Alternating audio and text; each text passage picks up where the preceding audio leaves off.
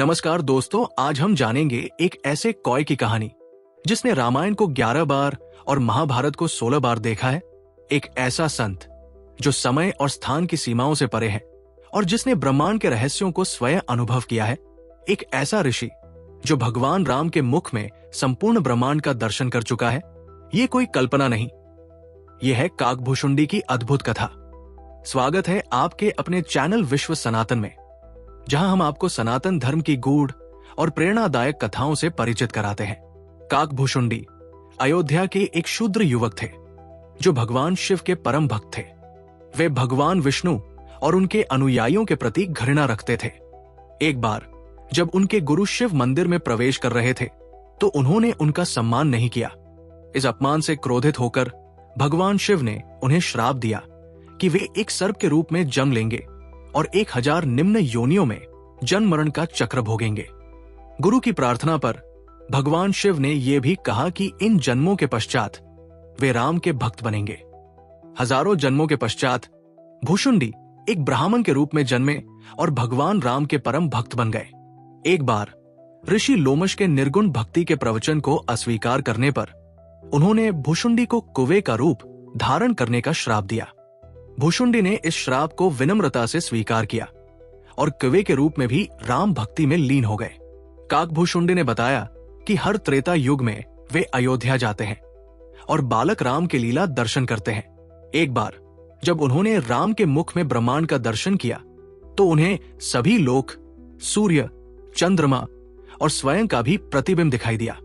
इस अद्भुत अनुभव के बाद उन्होंने राम से मोक्ष की प्रार्थना की और उन्हें अमरत्व का वरदान प्राप्त हुआ। काकभूषुंडी को समय और स्थान की सीमाओं से परे देखने की क्षमता प्राप्त हुई। वे रामायण की कथा को 11 बार और महाभारत को 16 बार देख चुके हैं। उन्हें एक चिरंजीवी माना जाता है जो कलयुग के अंत तक जीवित रहेंगे। वे गरुड़ को रामायण की कथा सुनाते हैं और ज्ञान का प्रसार करते हैं। इस कथा का उल्लेख गोस्वामी तुलसीदास द्वारा रचित रामचरितमानस के उत्तरकांड में मिलता है, जहां गरुड़ और काकभूषुंडी के संवाद के माध्यम से राम कथा का विस्तृत वर्णन होता है। इसके अतिरिक्त योग वासिष्ठ में भी काकभूषुंडी और ऋषि वशिष्ठ के बीच संवाद के माध्यम से आत्मज्ञान और मोक्ष के विषयों पर चर्चा की गई है। कमेंट में बताएं कि क्या कोई व्यक्ति समय और स्थान की सीमाओं से परे जाकर ब्रह्मांड के रहस्यों को जान सकता है? क्या आप सोच सकते हैं कि एक इंसान की तपस्या ने देवताओं को भी झुका दिया और पूरी मानवता को गंगा जैसी अमर धरोहर मिली? क्या आप जानते हैं कि गंगा, जिसे हम सबसे पवित्र मानते हैं, कभी सिर्फ स्वर्ग में बहती थी? आज हम जानेंगे उस राजा की कहानी जिसने असंभव को संभव बना दिया, राजा भागीरथ की गाथा।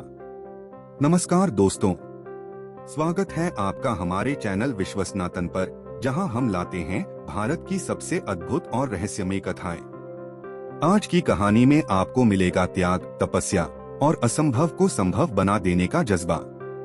तो क्या आप तैयार हैं जानने के लिए कि गंगा का धरती पर आना सिर्फ एक नदी की कहानी नहीं, बल्कि एक राजा के संकल्प की गाथा है।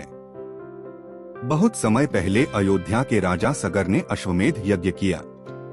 यज्ञ का घोड़ा अचानक गायब हो गया, जिसे इंद्र ने चुरा लिया था। सगर के 60,000 पुत्र घोड़े की खोज में पाताल लोक तक पहुंच गए। वहां ऋषि कपिल के आश्रम में घोड़ा मिला, लेकिन राजकुमारों ने कपिल मुनि पर चोरी का आरोप लगा दिया। कपिल मुनि ने क्रोधित होकर अपने तपोबल से सभी राजकुमारों को भस्म कर दिया।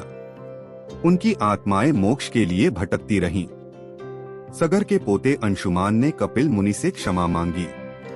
मुनि ने बताया कि केवल स्वर्ग की गंगा का जल ही इन आत्माओं को मुक्ति दिला सकता है। अंशुमान और उनके पुत्र दिलीप ने भी गंगा को पृथ्वी पर लाने की कोशिश की, लेकिन वे सफल नहीं हो सके।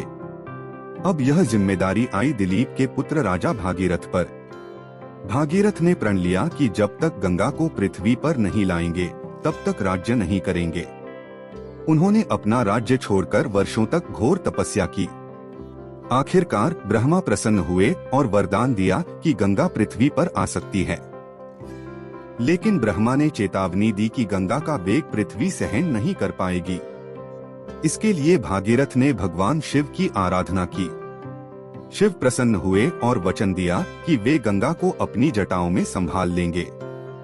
गंगा पूरे वेग से स्वर्ग से उतरी, लेकिन शिव ने उन्हें अपनी जटाओं में बांध लिया। भागीरथ की प्रार्थना पर शिव ने अपनी जटाओं से गंगा की एक धारा को धीरे धीरे पृथ्वी पर छोड़ा। गंगा भागीरथ के पीछे पीछे चल पड़ी, लेकिन रास्ते में ऋषि जहनु का यज्ञ चल रहा था। गंगा की धारा ने यज्ञ को बाधित कर दिया। क्रोधित होकर ऋषि जहनु ने गंगा को पी लिया। भागीरथ ने फिर प्रार्थना की, तब जहनु ने गंगा को अपने कान से बाहर निकाला। इसी कारण गंगा का एक नाम जाह्नवी भी पड़ा।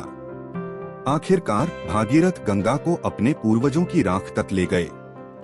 जैसे ही गंगा का जल उनकी राख पर गिरा, वे सभी आत्माएं मोक्ष को प्राप्त हुई।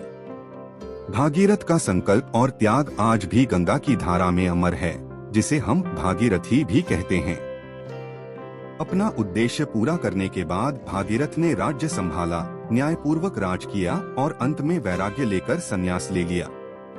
उनका जीवन हमें सिखाता है कि दृढ़ संकल्प, भक्ति और निस्वार्थ कर्म से असंभव भी संभव हो सकता है। अगर आपको यह कहानी प्रेरणादायक लगी हो तो वीडियो को लाइक करें, शेयर करें और कमेंट में जरूर बताएं। अगली बार किस पौराणिक कथा पर वीडियो देखना चाहेंगे।